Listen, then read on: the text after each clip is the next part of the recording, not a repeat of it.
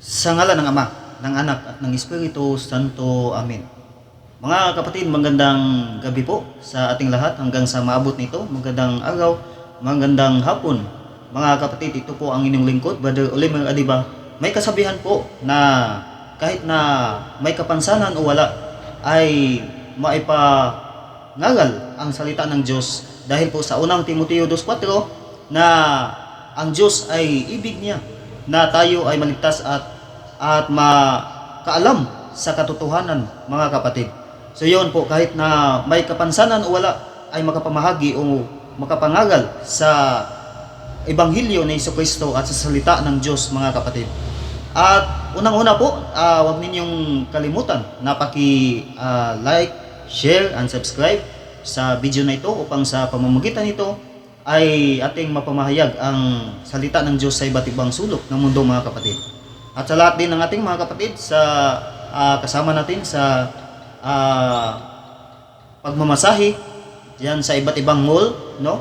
Kasi isa tayong masahista, mga kapatid, na nagmamasahe din, naghanap buhay sa iba't ibang mall dito sa Cebu o Visayas, mga kapatid.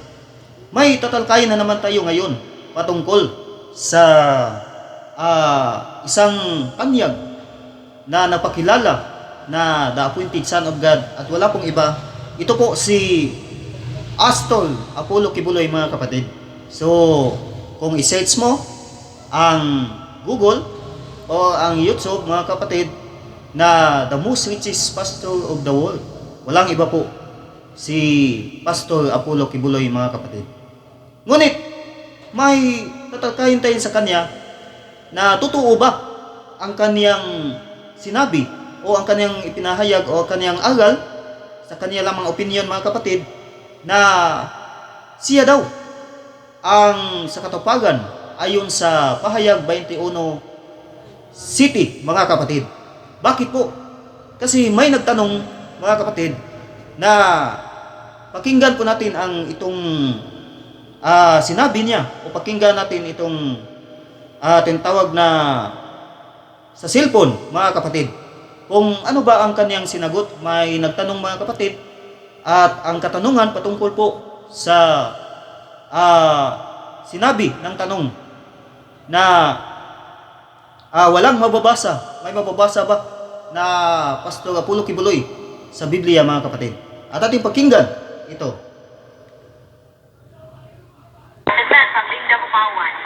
Sorry, Pastor Ha, but I respect you. From the Old to the New Testament in the Bible, there's no Pastor Apollo Kibuloy written. There is. So malinaw po ang tanong na sinabi na sorry, Pastor Ha, pero walang mababasa sa Biblia from Old to New Testament na Pastor Apollo Kibuloy. Ngunit pakinggan natin ang sagot ni Apollo Kibuloy, mga kapatid, kung ano ang kaniyang sinagot. At narito po ang kaniyang kasagutan. I am the one that is obedient and the one who was called to fulfill all of the New and all the New Testament. I am the one. You want to know who I am? So, sabi niya na I am the one, na siya daw ang sa katuparan sa New Testament, mga kapatid. At nagtanong pa siya na gusto mo ako makilala? Kung sino ako? So yun po, na sinabi niya na siya daw ang fulfillment sa the New Testament. Napakalinaw na ang fulfillment sa New Testament, mga kapatid, walang iba kundi si Jesucristo. Hindi si Apollo Kibuloy na walang mababasa mismo sa New Testament, mga kapatid. At sinabi niya na there is kuno. Mayon kunong mababasa, mga kapatid. So ito po ang kaniyang kasinungalingan, mga kapatid. So atin siyang pakinggan muli. Read Revelation 21:7. That is who I am. Ako yan. Sige. It says here in Revelation 21:7, He that overcometh shall inherit all things, and I will be his God, and he shall be my son. Oh, yan. Yan. Ako yan. Napakalinaw po na sinabi niya na meron na mababasa.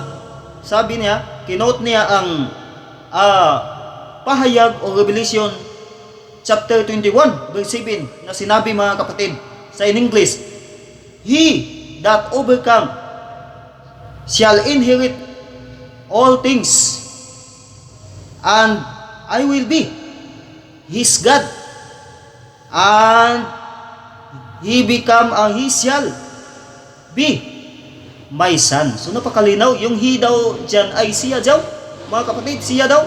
Aba, napakalinaw na naman, napakamali na naman ito si Apollo Kibuloy na umangkin, mga kapatid. No? Matatawa lang tayo. Bakit po? Ulitin natin. Sinabi niya ang Revelation chapter 21 verse 7 na napakalinaw na sinabi dyan na sa English, "He that overcome shall inherit all things, and I will be his God, and he shall be my son." So ano po sa Tagalog? No? Sinabi sa Tagalog, ang magtagumpay, no? Ang magtagumpay ay ang magmamana sa mga bagay na ito. At siya ay magiging, ang Diyos niya ay ako. Ako ay magiging Diyos niya. At siya ay magiging anak ko. Siya ay magiging anak ko. Napakalinaw po. Na ang magtagumpay daw ay magmamana sa mga bagay. Tapos sinabi pa na ako ay magiging Diyos niya at siya ay magiging aking anak o magiging anak ko. So malinaw mga kapatid. Yung he daw dyan, yung siya daw dyan, napakalinaw na siya daw, si Apollo Kibuloy. Obo, maangkin na naman mga kapatid. Napakalinaw po. Na kung atin yung konteksto mga kapatid, kung babasahin natin ang title mismo sa pahayag 21, ang bagong langit at bagong daigdig. So napakalinaw po na pinaliwanag o tintukoy dyan yung mga tao, yung he dyan mga kapatid, hindi yan si Apollo Kibuloy. Ang ibig sabihin yan, yung he, kung sino ang sumusunod sa Diyos ay makamtan niya ang tinatawag na tagumpay, mga kapatid, o ang tubig, bibigyan ng Diyos ng tubig kung sino man ang nauuhaw na tubig na galing sa anong mismo, sa bukal na nagbibigay ng buhay, na ating mababasa. Iatras natin yung kinote niya ay pahayag 21:7. Ngunit kung iatras mo yan, sabi dyan na ako, sabi ni Kristo, ako naganap na, ako ang Alpha at ang Omega, ang simula at ang wakas. Kung sino man ang nauuhaw ay bibigyan ko ng tubig na walang bayad. So tubig na walang bayad na galing mismo sa bukal, na buhay na walang hanggan. So yun po, nagbibigay ng buhay. So hindi yan si Apollo Kibuloy, napakalinaw po, kundi ang sumusunod sa Diyos ay malangit, mga kapatid, nakatanggap ng buhay na walang hanggan. At hindi yon si Pastor Apollo Kibuloy. Wala namang mababasa dyan na Pastor Apollo Kibuloy. Ang layo. Napaka nito ni Apollo Kibuloy, no, mga kapatid? Napaka-swell talaga. Bakit po? Umaangkin-angkin. No? Umaangkin-angkin, mga kapatid. Kahit na hindi siya, inangkin niya. Tapos may nagtanong na walang mababasa, wala talagang mababasa, mga kapatid. So yun po, walang mababasa litra po litra na Pastor Apollo Kibuloy, the appointed son of God. Walang mababasa dyan na ikaw yan, Pastor Apollo Kibuloy, yung he dyan. Ang kinaangkin ito, yung kinukot lang ang teksto, ngunit inaangkin. Sabi niya, mayroon daw mababasa, there is. Kahit anino naman lang, walang mababasa eh. Napakalinaw niya, mga kapatid, nakakatawa. Buti nga si Matthew Mary, mayroon mababasa. Yung si San Jose, mayroong mababasa. mga kapatid. Si Pedro mayroong mababasa, San Pablo, yung mga apostol. Ngunit ikaw, sino ba ang nagbigay sa iyo ng otoridad na mangaral? Bulaang mangaral, mga kapatid. Ating balikin sa Mateo 24, 4 hanggang 5. So hindi ito sa papasakit kay Apollo Kibuloy, kundi sana magising din siya sa kanyang kaisipan o magising ang mata niya na nabulag sa katotohanan, mga kapatid. Yun po, naangkin pa niya na siya ang the appointed Son of God, tapos inaangkin pa niya na siya ang may-ari ng ating kaluluwa, inaangkin pa niya na sa kanya na ang daigdig. Aba, tapos inaangkin pa niya ngayon ang pahayag, pahayag 21:7. Na kung i-contextual mo yan, yon yung mga tao na sumusunod sa Diyos, hindi si Apollo Kibuloy. Mga kapatid, swail talaga si Apollo Kibuloy, mga kapatid, no? So napakalinaw, marami din na uto niya, naniniwala. Ngunit, hindi tayo dapat naniwala nito na siya daw ang fulfillment sa New Testament at mayroon daw mababasa na Pastor Apollo Kibuloy. Kahit anino naman lang, walang mababasa. Buti pa ng anino, may mababasa sa Biblia. Pastor Apollo Kibuloy, wala talaga, mga kapatid. Ni isa na lang na letra na Pastor Apollo Kibuloy, o kahit isang sentence naman lang, wala, mga kapatid. Matapos na natin sa pagbasa ng Biblia, tandaan natin, yung pahayag ay yun po ang revelation, yun po ang mga pangyayari o mangyayari pa, mga kapatid. Symbolic yan. Tapos inaangkin niya, mga kapatid. Napakalinaw niyan. So atin sa pakinggan muli. Babasihan ko yung lohika mo. Walang nakasulat ng Apollo Kibuloy from the Old and New Testament. Ikaw nakasulat ka. Sabi niya, kung babasihan daw ang lohika nung nagtanong ay na may mababasa ba sa Biblia na Pastor Apollo Kibuloy, sinabi niya, ikaw, mayroong mababasa? Aba, binaliktad niya. Palusot. Kasi bakit niya binaliktad? Kasi walang mababasa eh. Ikaw ang sasagot, hindi ikaw ang magtanong. Ano ba ito si Pastor Apollo Kibuloy? Anong nakain ito, mga kapatid? So, yun po. Yung serpente daw ay natapos na niya. Igagatong daw tayo niya sa impyerno. Kapuputol ako ng liig, babalikin ko. Kung may mabasa na Pastor Apollo Kibuloy, Genesis down to Revelation, wala talaga. Naangkin-angkin lang, no? Itong angkin-angkin lang, itong sinungaling, babalikin natin. Ang kasinungalingan, ang ama ng kasinungalingan ay ang Satanas. San Juan 8:44. At saan ba mapunta ang mga sinungaling? Basa doon po sa Pahayag 21:8. Ang kanyang kinukot ay Pahayag 21:7. Ating i-connect sa 8 na ang mga sinungaling, ang mga sinungaling ay mapupunta sa linaw na asupre, dagat-dagatang apoy, lawa na apoy, na asupre, na yun po ang ikalawang kamatayan. So yun, delikado. Sinungaling itong si Pastor Apollo Kibuloy. Hindi totoo na may mababasa sa Biblia. Walang mababasa, mga kapatid. At hindi dapat na paniwalaan ang mga sinabi niya, mga kapatid. So yun po. Tapos naluliksa pa siya inuusik pa niya ang simbahan Katoliko. Naku naman, maraming nauto, mga kapatid. So yun po. Atin siya pakinggan muli sa kanyang kasinungalingan, mga kapatid.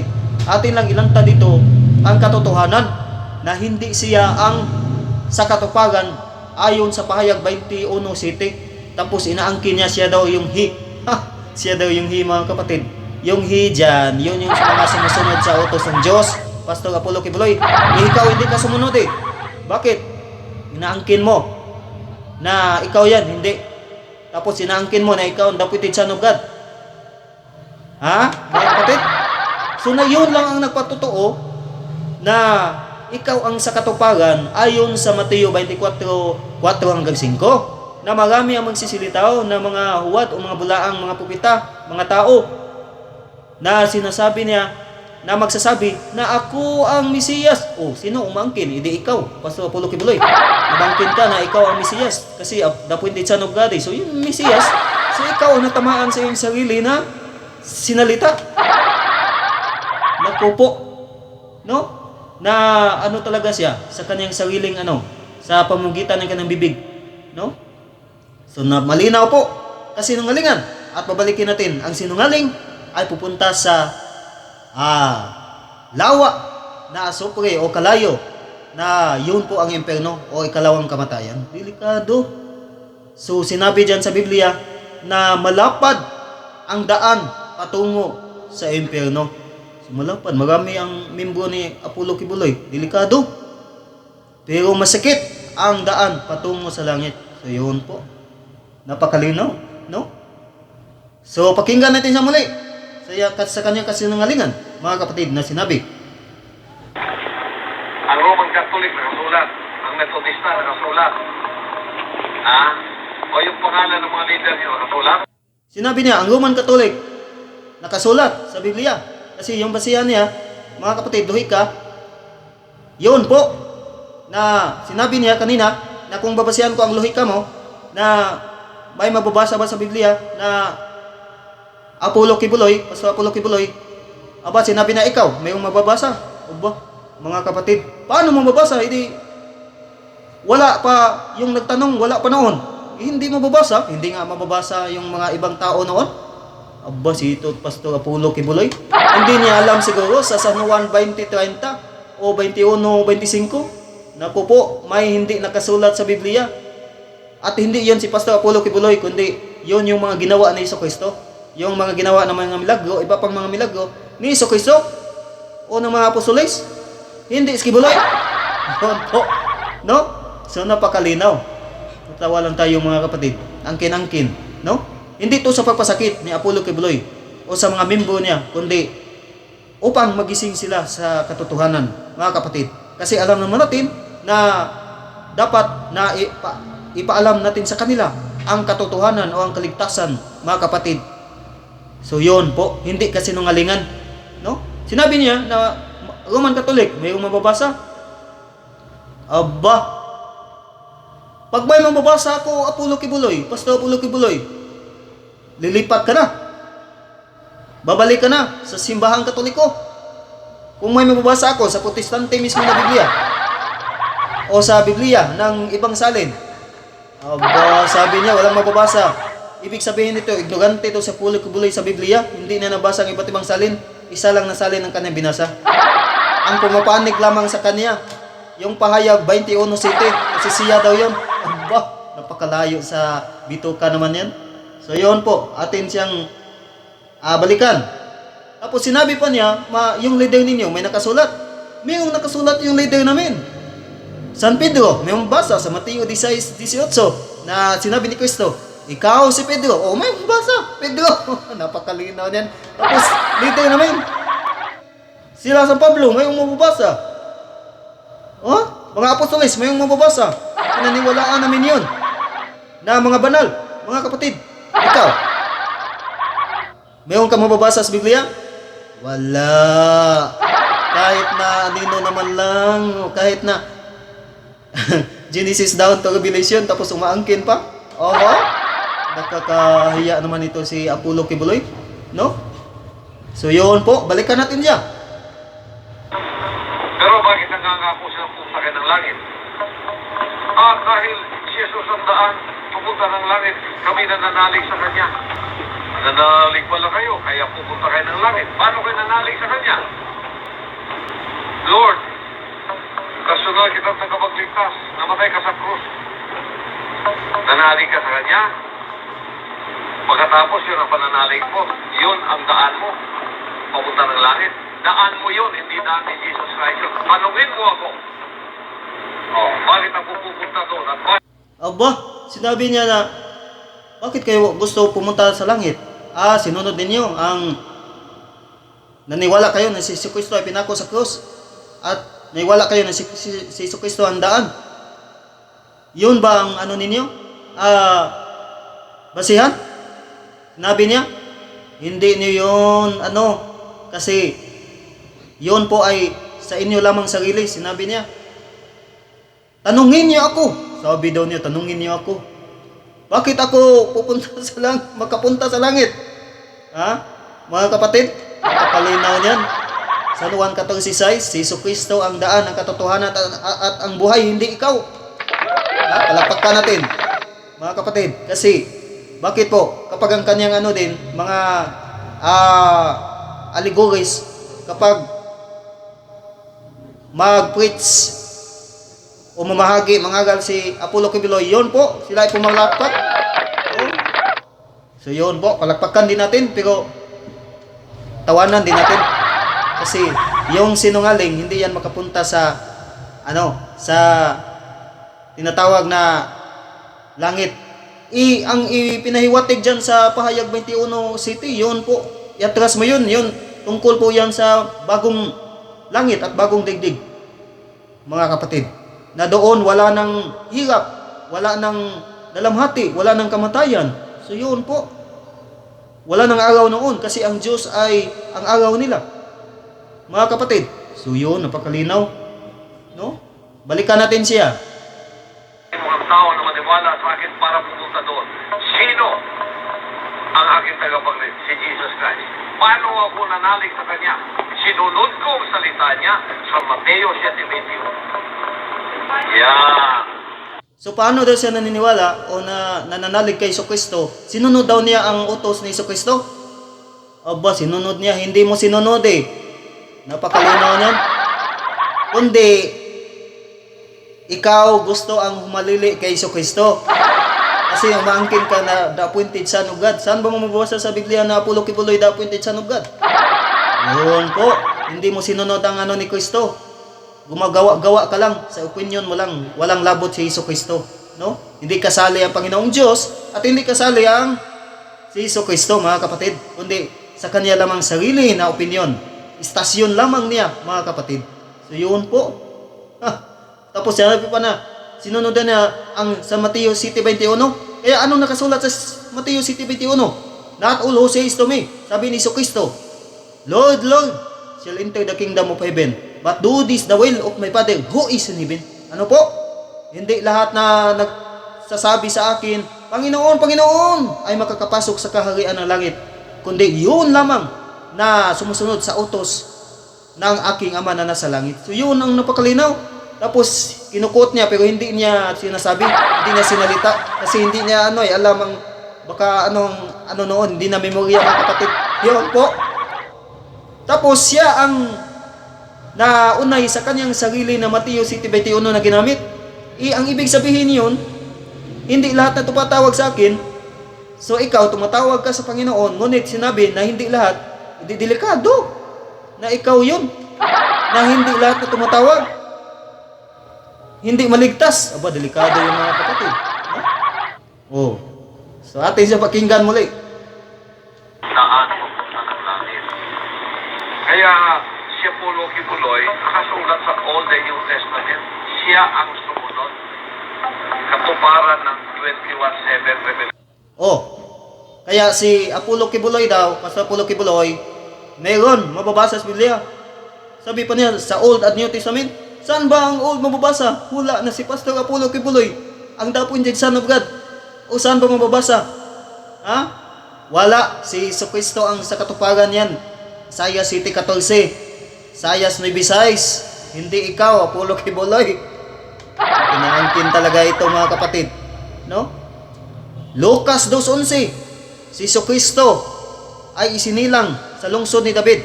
Ang Kristo na tagapagligtas. Hindi Apollo Kibuloy. Napakalinaw niyan. No? Ang kinangangkin. Tapos siya daw ang sumunod. Ayon sa Pahayag 21 City na kinukot niya. Sinasabi na natin, hindi yan ikaw, Apollo Kibuloy. No? Kundi, kung sino ang sumunod sa Diyos, yun ang ibig sabihin ng he dyan, o siya. Oh. Kasi yung he, ginagamit din yan sa karamihan, mga kapatid. Kung sino man ang sumusunod sa Panginoong Diyos, ay maliligtas o ilagay doon sa kaharian ng langit, bagong langit. bagong daigdig mga kapatid. So yun po. Ang kinalaangkin talaga ito sa Apollo Kibuloy. Okay, atin siyang pakinggan muli. Diyan ay kahit sino sa atin sa Fallen Adamic race na mananagumpay, hindi kayo nanagumpay eh. Kaya hindi kayo nagmana sa lahat ng mga bagay at hindi kayo naging mga anak. Ako'y naging anak at siya Diyos ko sapagat ang kanyang kalooban ang sinusunod. Pero kung balik-balik kong sinasabi ito, pinagtiisan ko kayong mga ignorante sa katotohanan para lang malik. Siya daw ay nagtatagumpay. Sinabi na, kayo, hindi kayo nagtatagumpay eh. Hindi kayo nagmana eh. Kaya pala, nagmamana ka. No? Nagmamana ka kasi marami kang mga tinatawag na marami kang salapi o marami kang kayamanan kasi galing yon sa yung mga membro. Kaya pala, nagmana ka. Nagmamana, mayon kang mga mana. Galing sa iyong mga membro, kaya sa iba't ibang bansa, marami kang no? Kayamanan, kaya napakayaman mo. Kasi galing yung mga donation mo sa iyo, sa mga membro, sa iyo lahat. Mga kapatid, tawa muna tayo, no? Atin siyang balikan. Naku po. Tigas ng mga ulo niyo. Sige lang, sapagkat trabaho ko. Okay. What does Deuteronomy 18:18 to 22 says? I'm not afraid of Athanasius. So yun po, napakalinaw na pinagtiisan daw niya tayo upang tayo ay maligtas. Aba, pinagtiisan. Napakalinaw nun. Sinungaling talaga to. Si Apollo Kibuloy, hindi dapat ito paniwalaan. So hindi ito sa pagpasakit sa kanyang mga membro, no? Lalo na kay Apollo Kibuloy, no? Ating lang ay inaano ang kanyang itinutuwid, ang kanyang kamalian o kasinungalingan, mga kapatid, upang ang ating mga sangkatauhan din ay hindi mauto sa kanya at hindi madala sa kanya. Kasi sabi niya sa Biblia na dapat na kung sila ay may mali na mga agal o mali na pananalita ay dapat na ituwid, mga kapatid. At isa lamang ang ebanghelyo ni Jesucristo, Galatia 1:6-8, mga kapatid, na kung sino man ang maniniwala sa ibang ebanghelyo ay siya po ay paparusahan. So yun po. So delikado na parusahan. Kaya nga, mga kapatid, Apollo Kibuloy, sana na magising ka na, no? Sana na taus-puso ka na magsisi sa iyong sarili. Yung pananalita mo, no? Hindi ito sa pagpasakit, mga kapatid. Hindi ko po hangad na saktan, no? Kundi sinasagot lang natin ang kaniyang kamalian o kasinungalingan, mga kapatid. So yun po. At sana po na may kayong natutunan sa ating tinalakay ngayon, mga kapatid, na hindi totoo na si Pastor Apollo Kibuloy ang sa katuparan o fulfillment o siya ang sumunod ayon sa pahayag 21 City, mga kapatid. Kundi yun yung mga tao na sumusunod sa Diyos. At kung i-context mo yan, yun po, kung babasahin mo ang title, ang bagong langit at ang bagong daigdig, ang title niyan, mga kapatid. So yun po. So marami pong salamat sa inyong lahat. Salamat sa magsusubaybay nito. Sa lahat ng mga nakasubscribe at sa lahat ng mga hindi pa nakasubscribe, kung nagustuhan ninyo na video na ito, ay paki-like, share, and subscribe upang sa pamamagitan nito ay ating mapamahayag ang salita ng Diyos o ating itutuwid ang mga kasinungalingan o ating masagot ang mga tuligsa o usig laban sa ating mga kaibayo, mga kapatid. Magandang gabi po sa lahat uli. Hanggang sa mabot ito, magandang hapon, magandang araw, magandang umaga. Mga kapatid, God bless us all. At sana po sumasa inyo ang Panginoon. Sumasa atin lahat ang Panginoon. Nawa, mga kapatid. At tayo po ay magpanalangin sa isa't isa, mga kapatid. At dito na lang po ako at may kasabihan sa Nilatin na nisi Dominus Nostrae, wala ang Diyos, wala tayong magawa sa ating buhay. God bless us all. Sa ngalan ng Ama, ng Anak at ng Espiritu Santo. Amen.